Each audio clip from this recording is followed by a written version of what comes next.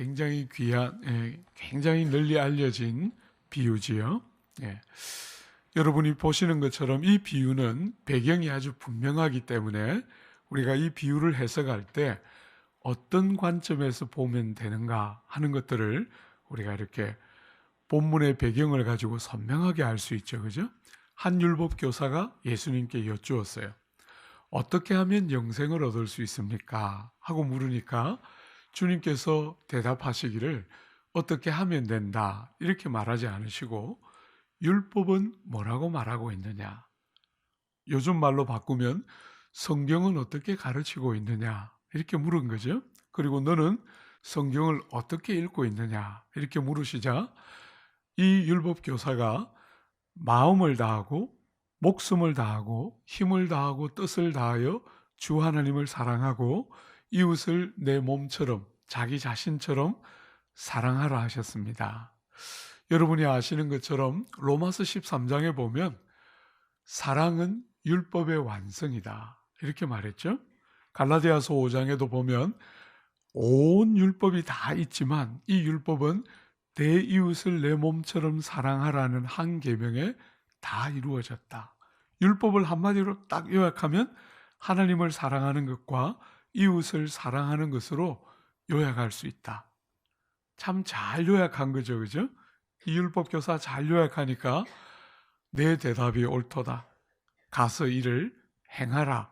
그리하면 살리라. 이렇게 말씀하셨어요. 사랑을 알지만 말고 가서 행하도록 해라. 이렇게 말씀하셨죠. 그러자 이 사람이 주님께 한 번 더 여쭈었어요. 어떻게 하는 것이 내 이웃을 사랑하는 것입니까? 내가 사랑해야 되는 내 이웃은 누구입니까? 이렇게 물었어요.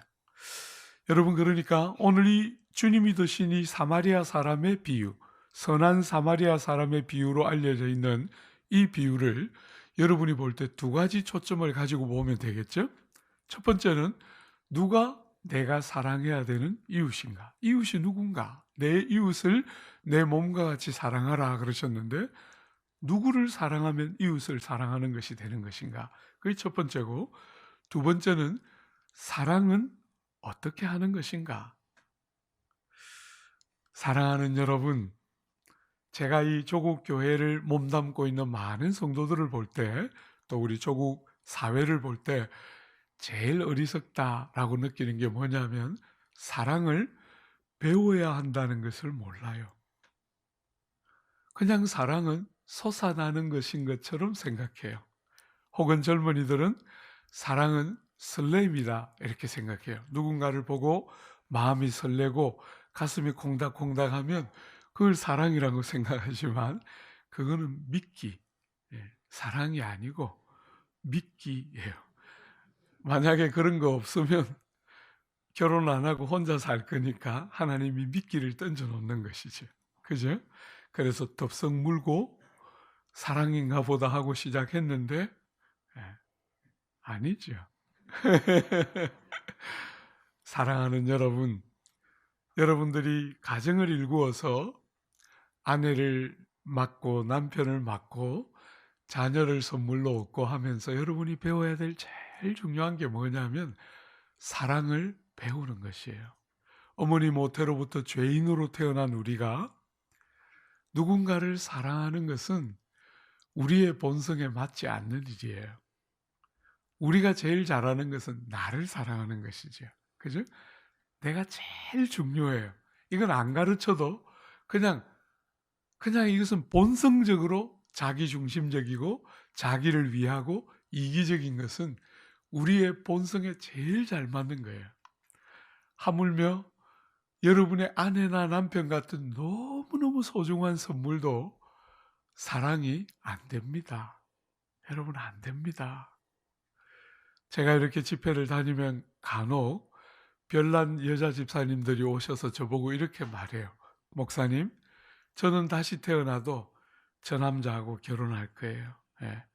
제가 이런 것들은 되게 싫어합니다. 되게 싫어합니다. 아직 뭐가 중요한지를 모르는 거죠. 세상 사람들은 늘 그런 것을 이상이라고 생각해요. 세상 사람들은 저 남자하고 다시 태어나도 결혼할 거예요. 이게 이상적이라고 생각하지만 사랑하는 여러분, 여러분에게 아내를 주시고 남편을 주시고 자녀를 주신 너무 중요한 이유는 그런 게 아니에요. 자기밖에 모르는 철저한 이기적이고 자기중심적인 죄인인 여러분과 제가 누구를 사랑한다는 게 뭔가? 내 바깥에 있는 내가 아닌 누군가 한 인격을 진실하게 사랑한다는 것은 정말 여러분이 생각하는 것과 너무 달라요. 그렇죠? 여러분이 아내 만나고 남편 만나보니 다 그렇죠? 저거는 틀림없을 거다. 고르고 골랐는데 만나보니까 제가 영국에 유학 가서 공부하고 있을 때 가르치던 제자들이 한 번씩 이렇게 찾아왔는데 한 자매가 저한테 편지 보냈어요. 목사님, 영국 신사를 만나서 결혼했는데 알고 보니까 한국 남자였어요. 이렇게 마음 아픈 편지를 보냈어요. 외모에 생긴 거는 영국 신사같이 생겼어요. 진짜로. 너무 아주 키도 크고 중후하게 생기고 한국은행을 다니고 있던 아주 멋있는 남자 형제, 거기다가 예수도 잘 믿는 것 같아 보이는 그런 형제를 만났는데 그 자매가 저한테 편지해서 보내기를 목사님 알고 보니 한국 남자였어요. 무례하고 아내 귀하게 여길 줄 모르고 배려할 줄 모르는 한국 남자였어요. 이러고 저한테 고발하는 편지 썼어요. 다 경험하고 살지요. 사랑하는 여러분, 사랑을 배워야 합니다. 우리 안에서부터 저절로 솟아나는 존재가 아니에요. 여러분과 저는 여러분이 생각하는 것보다 훨씬 나쁜 존재예요. 죄는 종교적인 개념이 아니에요. 여러분의 인생을 깨뜨리고 망가뜨리는 핵심 주제예요. 죄와 그것으로 말미암는 여러분의 자기중심성과 미련하고 어리석은 이기적인 욕망, 주님의 믿음 안에서 누군가를 사랑하면서 그것들이 많이 무너지고 다투어지고 깨어져야 우린 정말 인생을 사는 것처럼 살게 돼요. 사랑하는 여러분, 사랑을 어떻게 하나? 우리 한번 본문 가지고 한번 볼까요? 여러분 30절에 보면 어떤 사람이 예루살렘에서 여리고로 내려가다가 강도를 만나매, 제가 올 2월에 예루살렘 다녀왔거든요. 눈여겨봤어요. 제가 요즘 이 설교 쭉 하고 다니는 때이기 때문에 예루살렘에서 여리고로 내려가는 길은 그 길이 약 한 27km밖에 안 되는 과히 긴 길이 아니에요. 그런데 여러분, 이 고도의 차이가 예루살렘이 높은 지역에 있고 여리고는 낮은 지역에 있는데 1000m나 차이가 나요.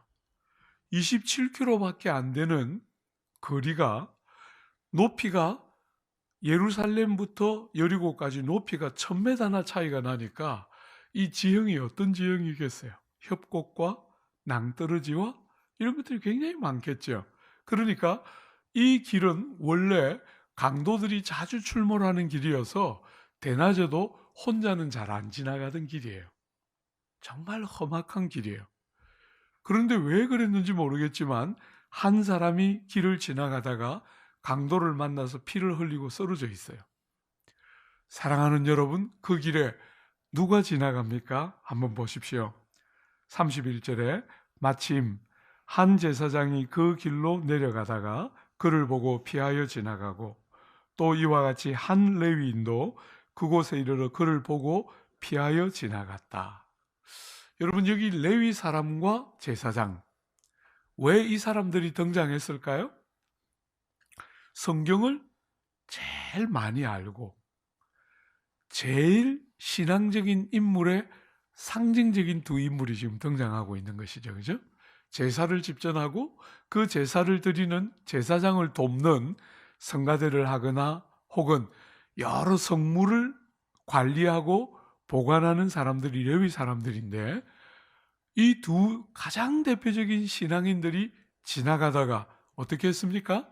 강도 만난 사람을 보고 피하여 지나갔다. 이렇게 기록했어요. 분명히 보았죠?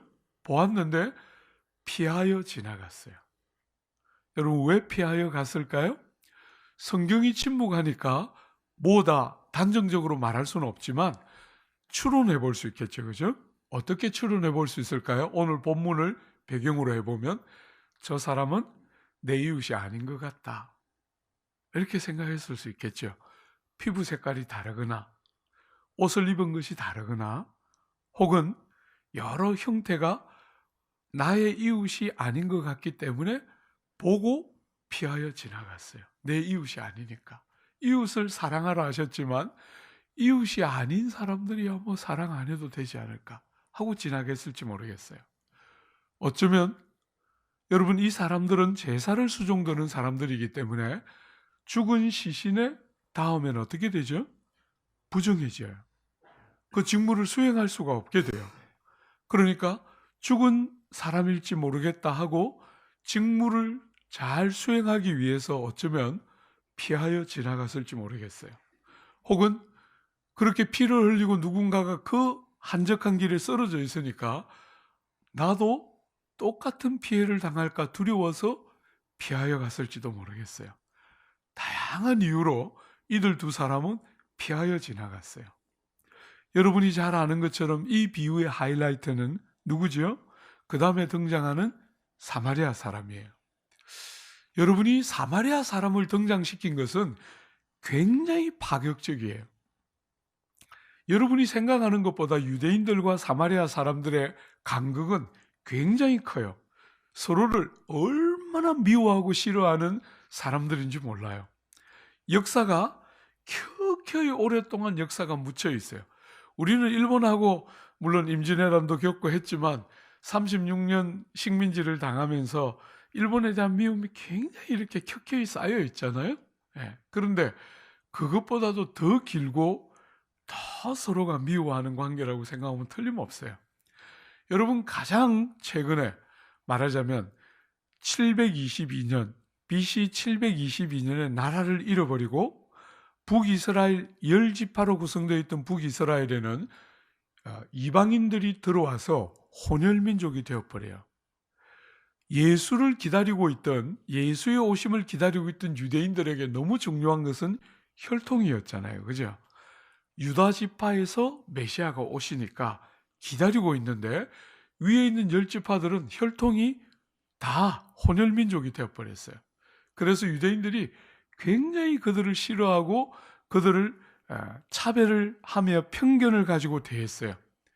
여러분 이스라엘이 유대 땅으로 다시 포로에서 돌아왔을 때 성전을 지을 때 사마리아 사람들이 와서 돕고 싶어 할 때 거절했어요. 그들은 이방인들의 피가 섞여 있기 때문에 거절했어요. 여러분 그러자 이 사마리아 사람들이 예루살렘에 있는 성전을 보면서 자기들이 살고 있는 그리심산에 성전을 지었어요. 여러분 이것은 유대인들의 신앙에는 너무나 도전적인 거예요. 하나님을 섬기는 예배당은 예루살렘에만 있어야 하는데 그리심산에 자기들이 성전을 지어버렸어요. 그러니까 유대인들이 호시탐탐 때를 노리다가 예수님 오시기 약 100년 남짓 전에 그 그리심산에 있는 사마리아 사람들의 성전을 허물어 버렸어요. 힘을 길러서 성전을 다 깨뜨리고 사람들을 죽이고 했어요. 그러니까 이 사마리아 사람들이 얼마나 미웠겠어요. 그죠? 호시탐탐 때를 노리다가 예수님 오신 직후에 AD 6년 정도 됐을 때 예수님 오신 직후에 예루살렘 성전에 6월절에 들어가서 사람의 뼈를 성전에 뿌려버렸어요. 성전을 더럽힌 거죠. 그러니까 지금 이 예수님이 이 비유를 들고 있을 때는 역사적으로도 유대인과 사마리아 사람들은 너무 서로를 미워했지만 특별히 제일 그 분노와 미움이 절정에 달했을 때 이 비유를 들고 있는 거예요. 얼마나 파격적인지 아시겠죠, 그죠? 유대인들이 한 사마리아 사람이 하고 등장했을 때 깜짝 놀랐을 거예요. 그런데 한번 보세요. 여러분 그 사람이 어떻게 합니까? 여러분 33절에 보면 어떤 사마리아 사람은 여행하는 중 거기 이르러 그를 보고 어떻게 했습니까? 불쌍히 여겼다. 여러분 여기 불쌍히 여겼다를 문자 그대로 딱 번역하면 마음이 움직였다. 이렇게 돼 있어요. 사랑하는 여러분, 제가 오늘 이 조국 사회의 변화를 이렇게 눈여겨보면 제가 어렸을 때만 해도 우리 사회가 얼마나 못 살았어요. 그죠? 저는 음식 중에서 수제비를 제일 싫어해요. 아내랑 결혼해서 보니까 아내는 수제비를 제일 좋아하는 아내예요. 이상하게 둘이 같이 수제비를 먹고 컸는데 이 친구는 수제비를 좋아하고 저는 안 좋아해요. 왜요? 저는 할머니 손에서 컸어요. 어머니 없이 5살 때부터 홀 아버지 손에서 제가 컸거든요. 어머니 없이 자랐어요. 결손 가정에서 큰 거죠. 그래서 어릴 때 할머니가 제일 길러주셨는데 할머니가 수제비를 끓여줄 때 손주 사랑하는 마음만 담아서 끓여줬어요. 수제비는 제 아내가 좋아하는 수제비는 보니까 얄쓱하니 자그맣게 이렇게 뜯어서 하는데 우리 할머니는 손바닥만하게 넣었다가 건져줬어요. 그 시절에. 그러니 그 수제비가 무슨 맛이 있었겠어요. 그죠? 아내가 먹는 수제비는 정말 얄쓱하니 이렇게 얼마나 맛있게 거기다가 감자도 썰어 넣고 맛난 여러 가지를 썰어 넣고 했는데 우리는 뭐 그런 것도 거의 없이 할머니가 그냥 손바닥 담갔다가 꺼내줬어요. 그러니 이게 뭐 무슨 맛이 있었겠어요. 우리 어렸을 때만 해도 얼마나 가난하고 먹을 게 없었는지 제 연배들은 다 기억할 거예요. 사랑하는 여러분, 얼마나 지금 잘 사는지 제가 외국에 나가보면 대한민국보다 잘 사는 나라는 이제 없어요. 여러분 미국 해봐도 별 수 없어요. 가보면. 먹을 게 뭐가 있습니까? 햄버거 빼면. 아이고, 햄버거도 얼마나 비싼지 몰라요. 패스트푸드점에서 먹으면 햄버거 그냥 그렇게 먹지만 식당에 들어가서 한번 먹어봐요.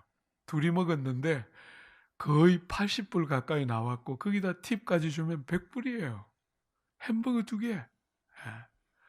햄버거지 뭐 식당에 들어가서 먹는 햄버거 별거 있겠어요? 근데도 너무 비싸고 먹을 거 없어요. 한국은 샌들 신고 5분만 가면 여러분 원하는 거 다 있잖아요. 이런 나라는 세상에 없어요. 그리고 어디를 가봐도 한국만큼 안전하고 저녁에 이렇게 자유롭게 걸어다닐 수 있는 나라는 거의 없어요. 이렇게 부자가 됐는데 사랑하는 여러분, 너무나 귀한 것들을 많이 잃어가는데 마음이 단단해져 가고 있어요. 이웃들에게 더 이상 주목하려고 하지 않고 이웃들과 더불어 살려고 하지 않고 자기 혼자만 살려고 해요.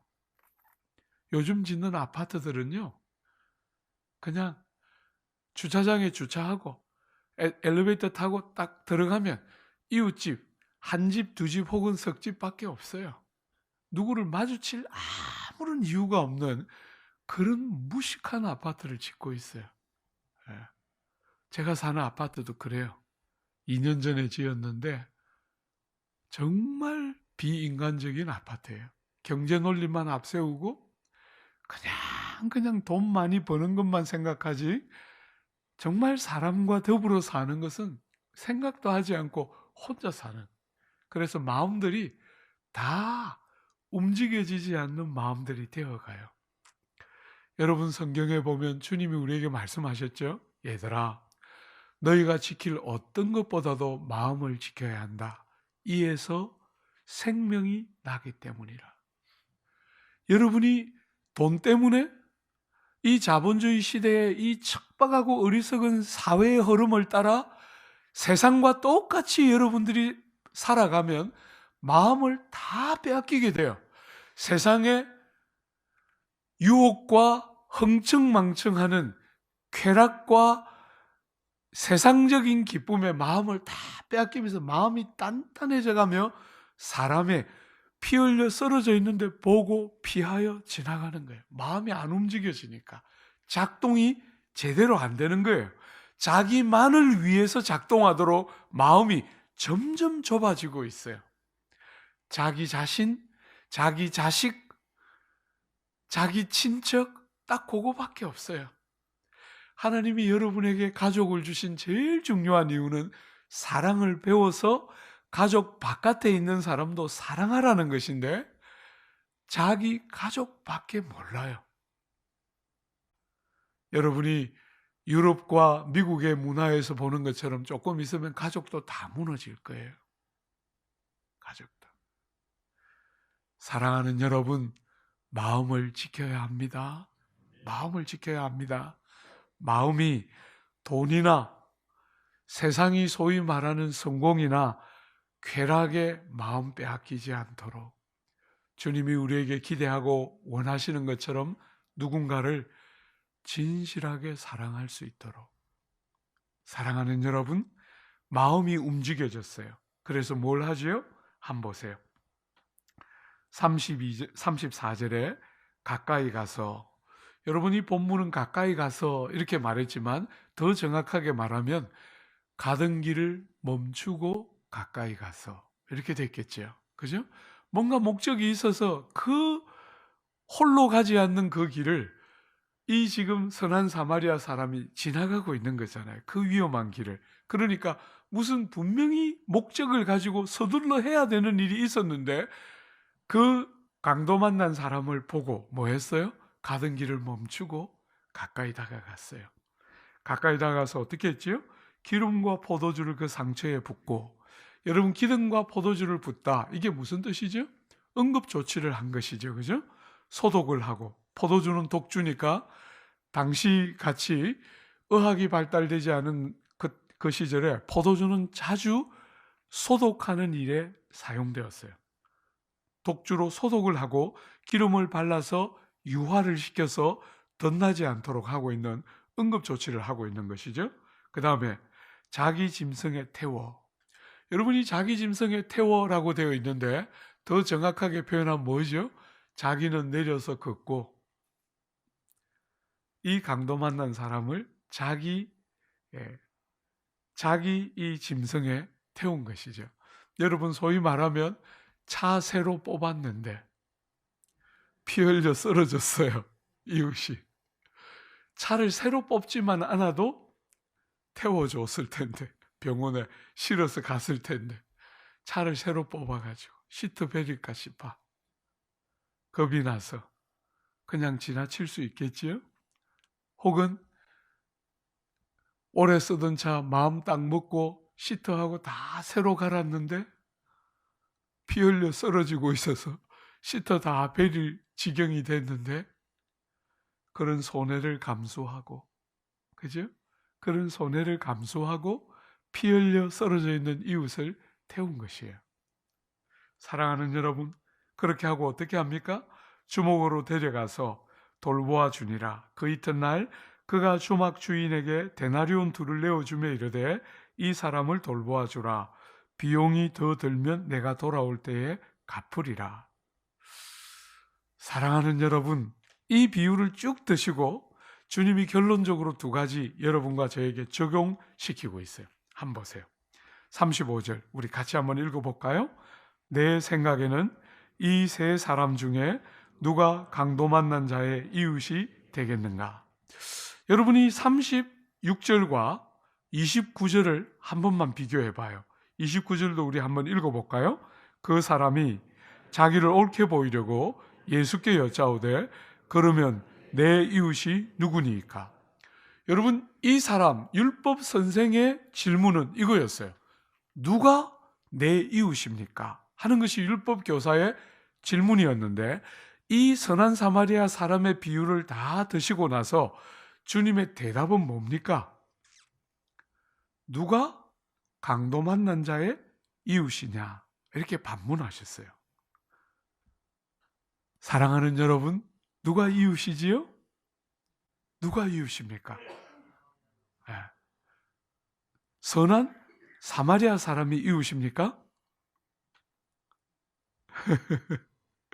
사랑하는 여러분, 오늘 여러분들이 이 비유를 해석하고 주님의 질문을 딱 당면하면서 여러분이 보아야 할 굉장히 중요한 한 기준, 이웃은 누구입니까? 여러분과 가까이 사는 사람, 지리적으로. 여러분들이 피부 색깔이 비슷하고 사용하는 언어가 같은 사람, 이렇게 정의하고 있지 않습니다. 그죠? 누가 이웃이지요? 누가 이웃입니까? 필요를 가진 사람, 누구든지 이웃입니다. 그런데 여러분들이 이 이웃을 이런 관점으로 보려면 중요한 변화가 있어야만 가능합니다. 중요한 변화. 여러분, 29절에 이 율법 교사의 관심은 좋습니다. 내가 율법을 순종하고 율법을 따라 살 테니까 내가 사랑해야 되는 나의 이웃 누구인지 말씀만 해 주십시오. 이렇게 질문했어요. 주님의 대답은 무엇입니까?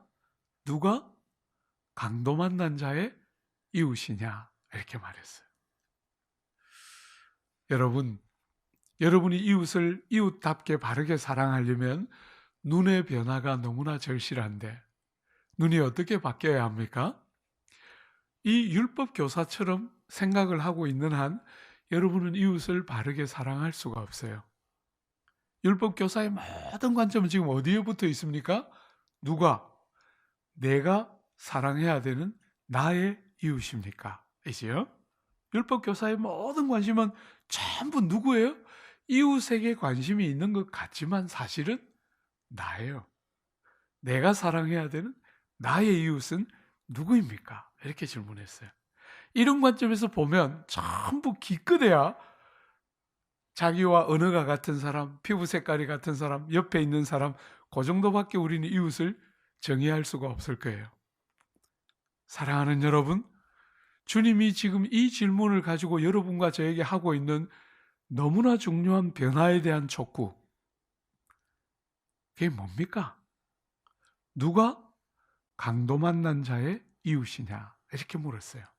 중심의 변화가 너무나 절실한데 자기밖에 모르는 자기 중심성을 갖고 사는 여러분과 저에게 누군가를 사랑하는 너무너무 중요한 원리 중에 하나는 눈의 변화, 자기 중심이 아니라 필요를 가진 사람 중심으로. 여러분이 가족 안에서 배워야 할 사랑의 제일 중요한 핵심은 눈을 자기에게서부터 떼서 상대 중심으로 상대를 사랑하는 것을 배우는 거예요. 여러분, 제가 아내를 만나서 결혼을 했는데 여러분이 아시는 것처럼 제가 어머니 없이 컸잖아요. 여러분이 결손 과정에서 자란 사람들의 중요한 특징이 뭐예요? 결손 과정에서 자란 분들 혹시 계시면 한번 생각해 봐요. 결손 과정에서 자란 사람의 특징이 뭐죠? 눈치가 백단이에요. 눈치가 백단.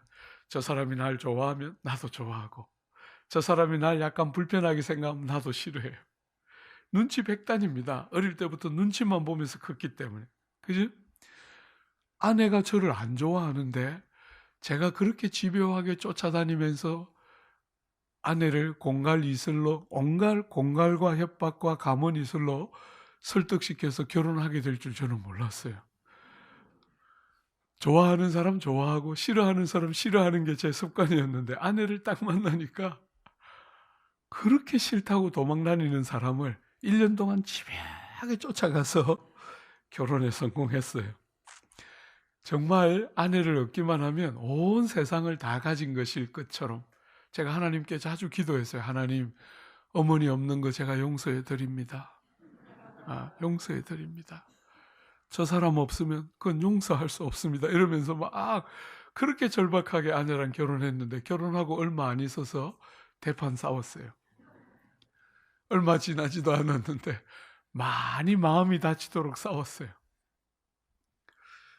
여러분, 참 사랑이 뜻대로 안 되더라고요. 엄마 없이 컸으니 아내를 만나면 진짜 사랑해주고 잘 사랑할 것 같았는데 안 되더라고요. 너무 마음을 이해할 수가 없었어요.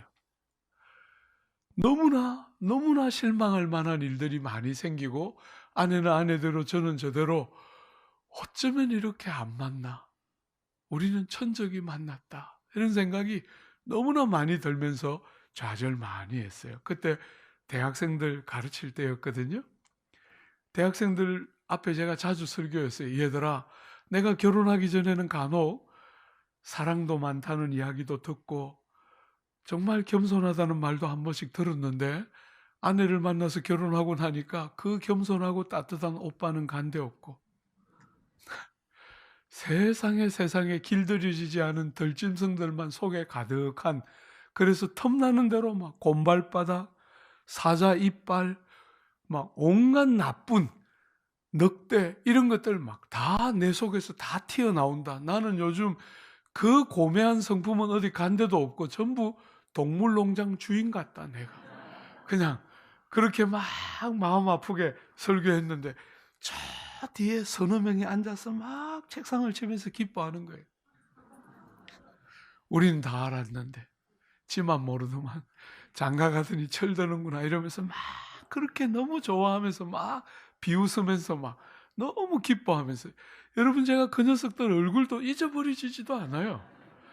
그 녀석들의 비웃음을 뒤로 하고 제가 유학길에 올랐어요. 한 4년 만에 한국에 잠시 볼 일이 있어서 돌아왔는데 그 4명 중에 하나 태국의 선교사로 지금 나가 있는데 그 녀석이 저를 찾아왔어요. 목사님, 저도 결혼했습니다. 목사님 그때 동물농장 하실 때 제가 많이 웃어드렸는데 회개합니다. 그러면서 저보고 이렇게 말했어요. 목사님, 제가 결혼해서 아내랑 살아보니까 동물농장은 애교였어요. 우리는 주라기 공원입니다. 여기 우리 청년들 많이 보이는데 개봉 박두 주라기 공원 5. 예, 여러분도 이제 다 보게 될 거예요. 사랑하는 여러분, 누군가를 내 밖에 있는 한 인격을 사랑하는 것은 세상이 그리고 있는 것 같이 사랑이 되는 게 아니에요. 우리가 사랑해야 되는 이웃은 강도를 만나 피 흘리고 있는 이웃이에요. 여러분의 남편도 그렇고 아내도 그래요. 자식이 태어나면 자식도 그래요. 그래서 제가 우리 자매들에게 자식 잘 기르려고 하는 자매들에게 늘 말해요. 잘 기를 거 없다. 제발 좀 그렇게 잘 기르려고 하지 말고 그냥 그 말 안 듣는 것들 창문 열고 던지라 그냥. 그런 것들을 왜 그렇게 애써가면서 기르나. 그냥 때때로 그냥 없는 것처럼 생각하고 그냥 좀 그렇게 살아라 제발. 원하는 대로 안 길러지고 사랑한다는 게 얼마나 아프고, 누군가 하나를 사랑하려면 얼마나 많은 갑지불과 희생이 따라야 사랑이 되는가. 여러분, 오늘 이 선한 사마리아 사람이 착한 일을 했다 하고 지나가면 안 됩니다. 경제적으로 희생을 해야만 사랑이 됩니다. 그죠? 여러분, 가던 길을 멈춰야 하고 자기의 계획이 어그러지는 것들을 받아들여야 사랑이 됩니다. 사랑하는 여러분, 여러분의 에너지를 쓰고 여러분의 많은 것들을 희생하지 않으면 사랑은 불가능해요. 많은 사람들이 사랑을 가슴 설레임이고 가슴 설레임이 사라지면 사랑도 없어졌다고 생각하지만 여러분, 가슴 설레임이 사랑이 아니에요. 그것은 어떤 부부든지 결혼하면 10개월 정도 지나면 다 없어져요. 그건 본질이 아니기 때문이죠. 그죠? 사랑의 본질은 그런 것이 아니에요. 여러분, 고린도전서 13장에 있는 것처럼 사랑은 하고 제일 먼저 뭐가 나와요? 오래 참고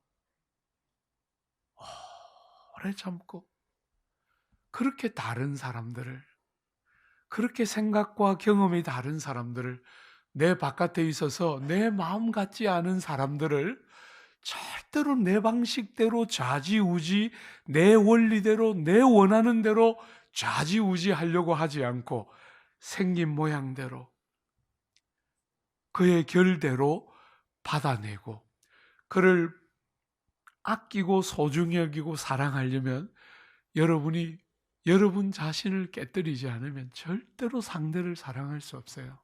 사랑은 자기 희생과 부정 없이는 절대로 못합니다. 여러분, 우리 예수도 죽었어요. 그죠? 여러분이 성경에 보면 하나님이 우리를 사랑하셨다 할 때마다 나오는 대목이 있어요. 그게 뭐예요? 죽음이에요. 죽음. 우리 예수도 우리를 위하여 죽으심으로 하나님께서 우리에게 대한 자기의 사랑을 확증하셨다. 능치 못함이 없는 그분도 당신의 사랑을 드러내려고 죽으셨다는 거예요. 죽음을 통하지 않으면 사랑은 가능하지 않은데 살아있는 상태로 자꾸 사랑하려 그래요. 사랑하는 여러분, 여러분의 남편과 아내는 사랑하기 때문에 희생할 때 주저하지 않지요. 그런 거 배우라는 거예요.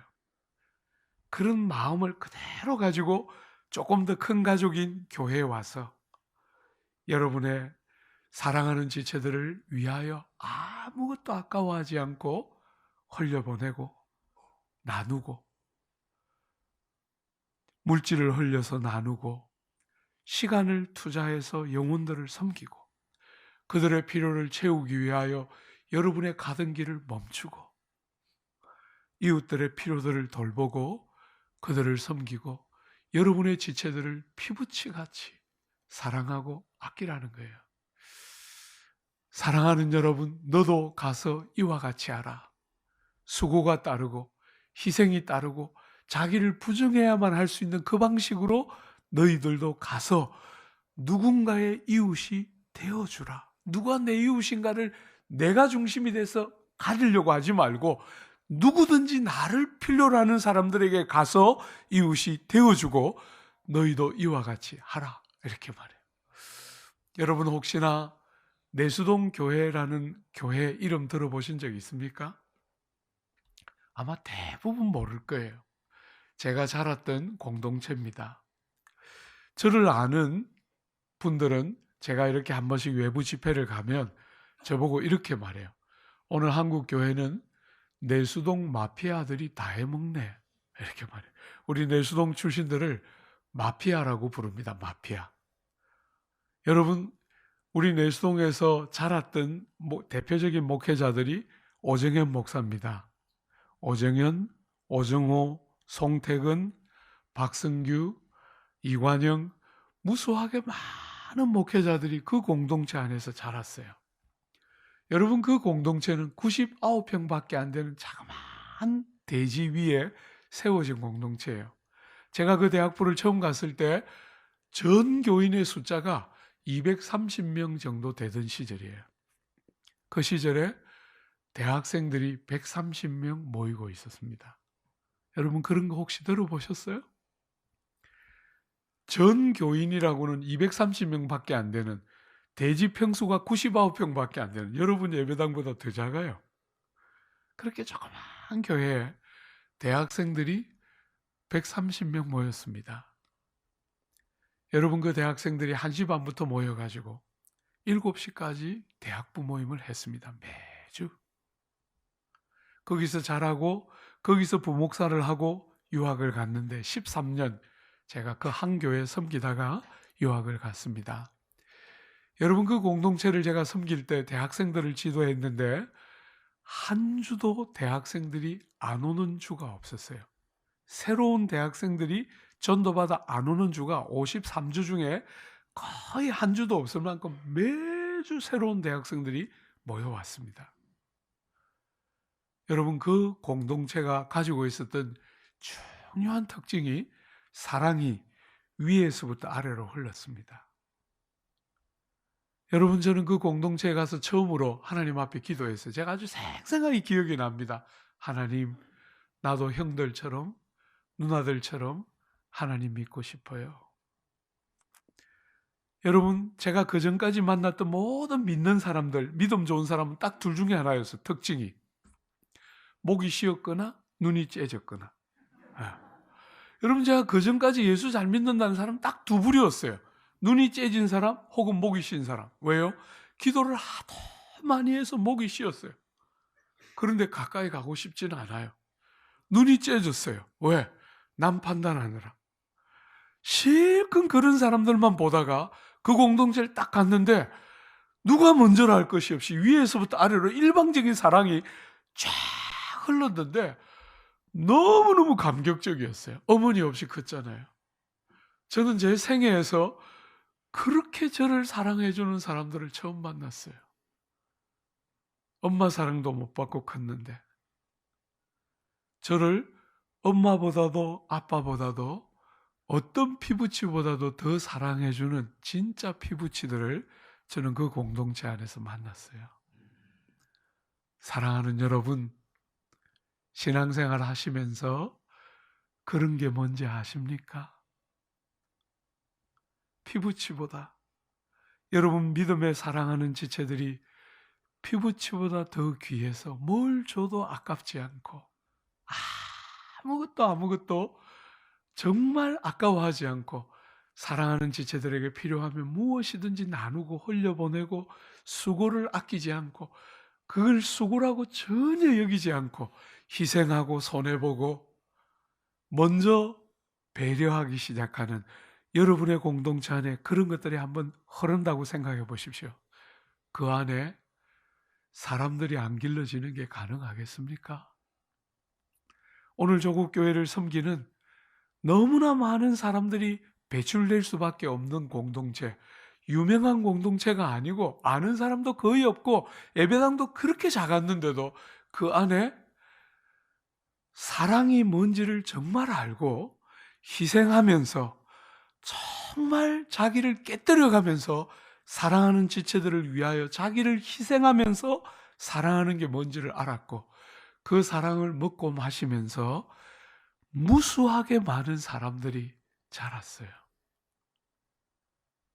저는 여러분의 공동체 안에 그저 여러분들이 예배당을 왔다 갔다 하지 않고 여러분의 공동체 안에 그런 성도의 사귐, 세상이 말하는 끼리끼리 모이는 정말 그런 어떤 너무나 어리석은 개토 같은 그런 거 말고 예수 때문에 누군가를 진실하게 사랑하고 여러분의 삶 속의 상대를 받아내고 그를 사랑하기 위해서 자기를 깨뜨리고 희생할 줄 아는, 그래서 그 눈물과 희생과 수고에 따라오는 감격.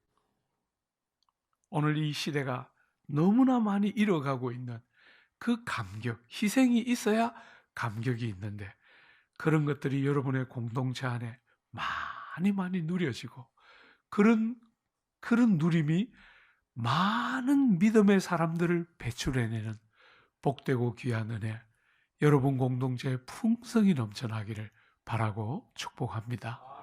우리 같이 한번 기도할까요?